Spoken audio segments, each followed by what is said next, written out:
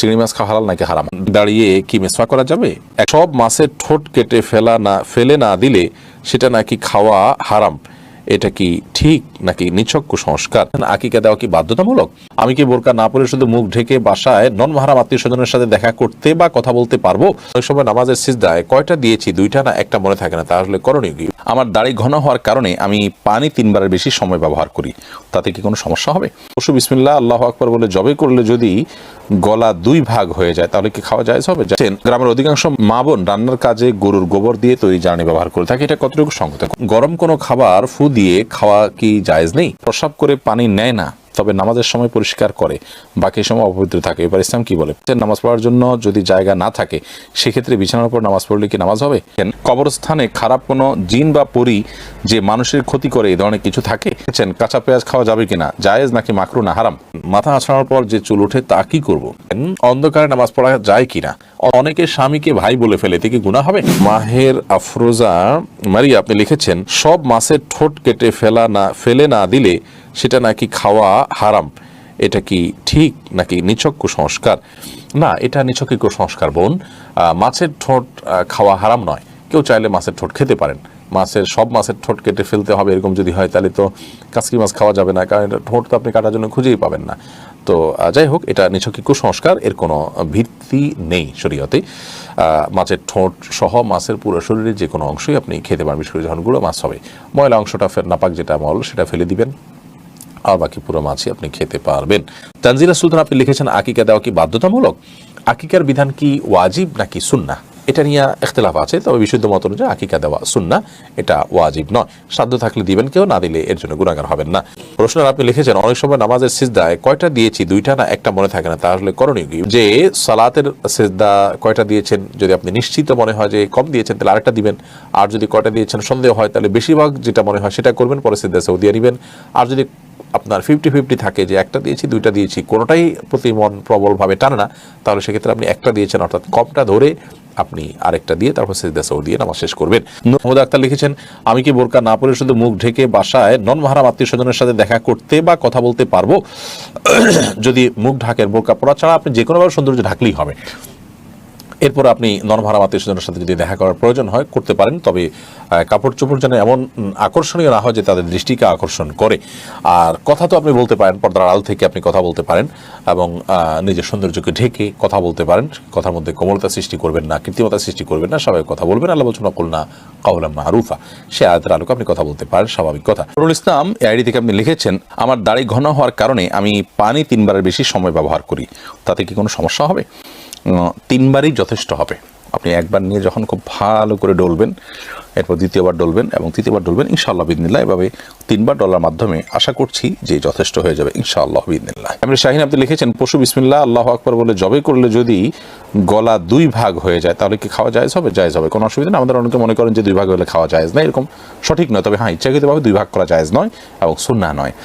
এসে তালুকদার আপনি লিখেছেন, গ্রামের অধিকাংশ মা বোন রান্নার কাজে গরুর গোবর দিয়ে তৈরি জ্বালানি ব্যবহার করে থাকে, এটা কতটুকু সঙ্গত? কোনো অসুবিধা নেই, গরুর গোবর তো আগুনে পুড়িয়ে ভস্ম করে ফেলা হচ্ছে, খাবারের মধ্যে তার ঢুকছে না, কোনো অসুবিধা নেই।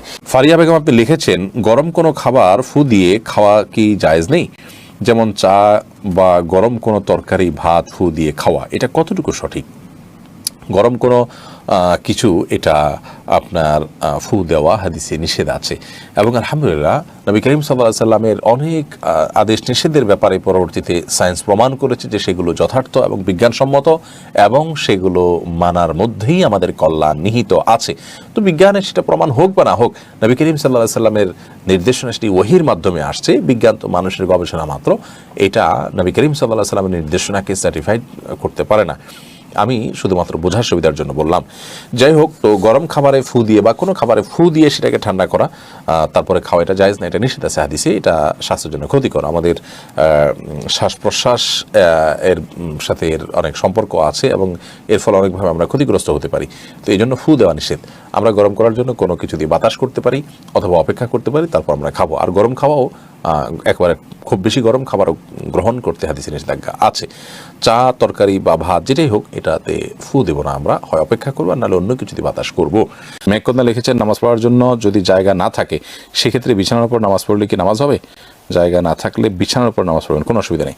যদি একেবারে চেহারা ফুল ডেবে না যায়, মোটামুটি হার্ট থাকে যে আপনি স্থির থাকে, তাহলে সেক্ষেত্রে পাক থাকলে নামাজ পড়তে পারেন। জান্নাতুল ফেরদাউসী লিখেছেন, প্রস্রাব করে পানি নেয় না, তবে নামাজের সময় পরিষ্কার করে, বাকি সময় অপবিত্র থাকে। এবার ইসলাম কি বলে? প্রস্রাব করে যদি পানি না নেয় আর পেশাবের নাপাকি যদি কাপড়ে লাগে এবং বারবার করতে করতে অনেক অংশে লেগে গেছে, তাহলে সেক্ষেত্রে সে পোশাক পরিবর্তন করে নামাজ পড়তে হবে। আর পানি নিয়ে নেওয়া উচিত। যদি পানি দিয়ে ধুয়ে পরিষ্কার করা হয় তাহলে সেক্ষেত্রে তার নামাজ হবে। শুধু নামাজের সময় ধুলো, বাকি সময় ধুলো না, তাতে তো তার এটা পাক থাকলো না। তামিম আহমেদ আপনি লিখেছেন, চিংড়ি মাছ খাওয়া হালাল নাকি হারাম? হালাল, এটা হারাম হওয়ার কোনো কারণ নেই। সুরবিন আইডি থেকে লিখেছেন, কবরস্থানে খারাপ কোনো জিন বা পরী যে মানুষের ক্ষতি করে এই ধরনের কিছু থাকে? যদি থাকে তাহলে এদের থেকে হেফাজতের উপায় কি?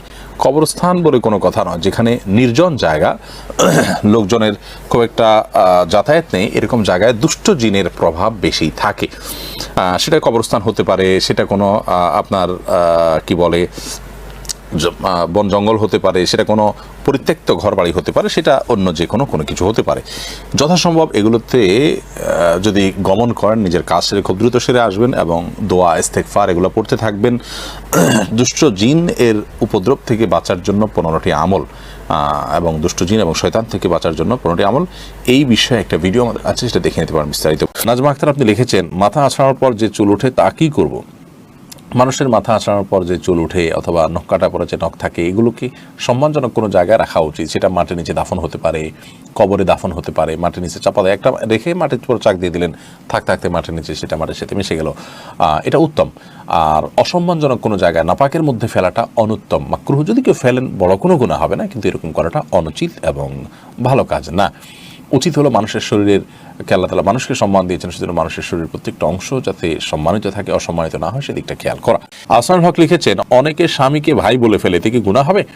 একটা হাদিস অনুযায়ী স্ত্রীকে বোন বা স্বামীকে ভাই বলা, এরকম কোন একটার ব্যাপারে নিষেধাজ্ঞা আছে, সে হাদিসটির আলোকে বোঝা যায় এটা কারণে সম্পর্ক হারাম হয়ে যাবে না, বা সম্পর্ক নষ্ট হয়ে যাবে না, বা তালাক হয়ে যাবে না, কিন্তু এটা অনুত্তম কাজ।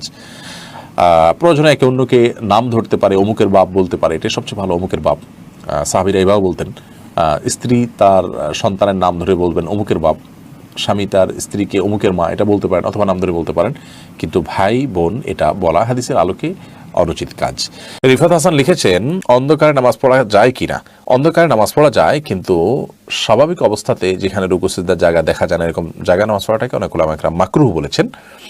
আপনি যদি আলো আধারের মধ্যে পড়েন আপনার মনোযোগ সৃষ্টি করার জন্য এবং রুকু সিজদার জায়গাগুলো দেখা যায়, তাহলে সেক্ষেত্রে কোনো অসুবিধা নেই। আকরাম সরদার আপনি লিখেছেন, কাঁচা পেঁয়াজ খাওয়া যাবে কিনা? জায়েজ নাকি মাকরুহ না হারাম? কাঁচা পেঁয়াজ খাওয়া জায়েজ, তবে মসজিদে যাওয়ার আগে কাঁচা পেঁয়াজ খেয়ে যাওয়া এটা মাকরুহ, কারণ তখন সেই দুর্গন্ধে ফেরেশতাদের কষ্ট হয়, মানুষের কষ্ট